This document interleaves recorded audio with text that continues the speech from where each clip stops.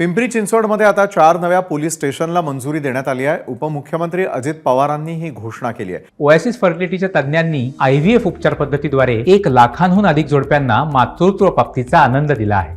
मोफत appointment book करण्यासाठी आजच संपर्क साधा। हिंजवडीच्या बावधनला, वाकडच्या काळेवाडीला, पिंपरीच्या संत तुकाराम नगरला तसंच भोसरीच्या दापोडीला आता नवं पोलीस स्टेशन मिळणार आहे।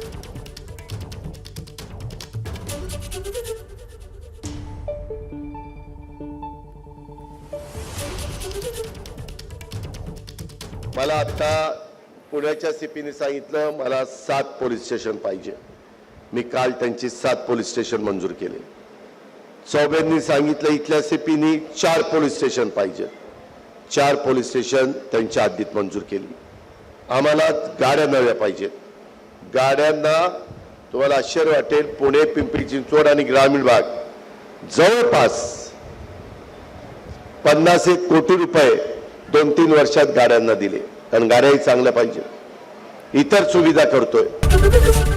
एबीपी माझा, उघडा डोळे बघा नीट।